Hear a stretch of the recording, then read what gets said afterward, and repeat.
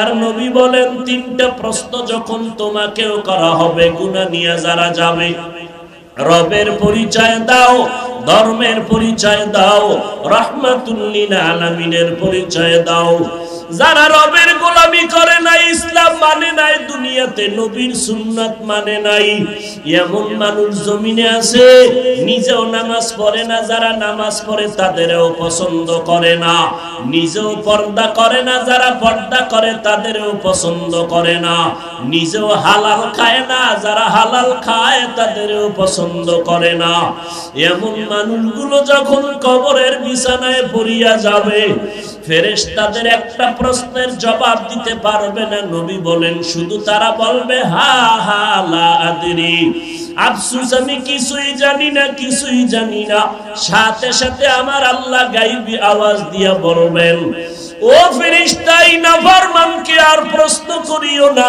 এই হতভাগা গুনাহগার আমার দেওয়া পানি বাতাস ভোগ করলো, আমার দেওয়া গাছের ফল খাইয়া, জমিনের ফসল খাইয়া, নদীর মাছ খাইয়া একবারও আলহামদুলিল্লাহ বলে নাই। এই বান্দা আমার নিয়ামত খাইয়া শুকর আদায় করে নাই। ওলামায়ে কেরাম পায়ে ধরে ধরে নামাজের দাওয়াত দিত, আযান শুনি একবারও নামাজ আদায় করতে মসজিদে যায় নাই। এখন আর দেরি না করিয়া এই গুনাহগারের আমি দুনিয়াতে কম নিয়ামত দেই নাই, আজকে আমার সাথে গাদ্দারি করেছে, আমার হুকুম মতো চলে নাই, এখন আর সময় দেওয়া হবে না। কবরের ভেতরে জাহান্নামের বিছানাটা দাও, জাহান্নামের সাথে রাস্তা খুলে দাও। একটা না, দুইটা না, 99টা সাপ কবরের মধ্যে ঢুকিয়া যাবে। আল্লাহর নবী বলেন আমার আল্লাহ রাগান্বিত হইয়া গায়বী আওয়াজ দিয়া বলবেন, ও কবরের মাটি, এই গুনাহগারের দুই পার্শ্ব থেকে জোরে জোরে চাপ দাও। এত জোরে কবরের মাটি চাপ দিবে হাড্ডিগুলো চুরমার হয়ে যাবে। ও যুবক, একটা বেতের বাড়ি সহ্য করতে পারো না রে যুবক, ওই কবরে গিয়া মাটির চাপ কেমন করে সহ্য করবা? একটা মশার কামড় সইতে পারি না, গুনাহ নিয়ে কবরে গেলে কেমনে জাহান্নামের আযাব সহ্য করবা?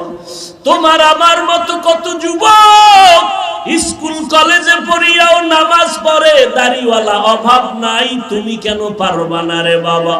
তোমার মতো কত যুবক র্যাব, আর্মি, পুলিশ, বিডিআরের চাকরি করে, নামাজ ছাড়ে না, বলো তুমি কেন পারো না? তোমার আমার মতো কত যুবক জীবনে মাদ্রাসায় পড়ে নাই, জেনারেল লাইনে পড়িয়া ব্যবসা করে, কোটি টাকার মালিক, নামাজ বাদ দেয় না, বলো বাবা তুমি কেন নামাজ পড়তে পারো না?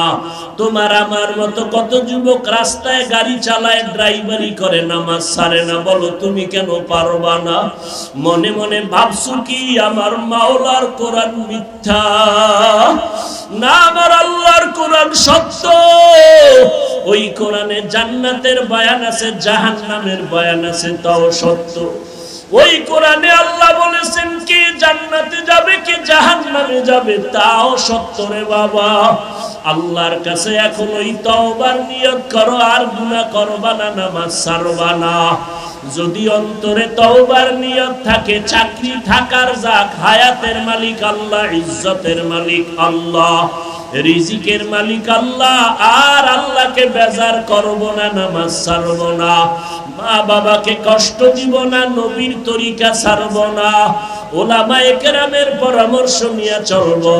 তওবা করার যদি নিয়ত হয়, খাঁটি তওবার নিয়তে দুটো হাত আমার আল্লাহকে দেখাইয়া দাও। আয় আল্লাহ হাতগুলো কবুল করে নেন, তওবা কবুল করে নেন, তওবার উপরে মজবুত হইয়া চলার তৌফিক দান করেন।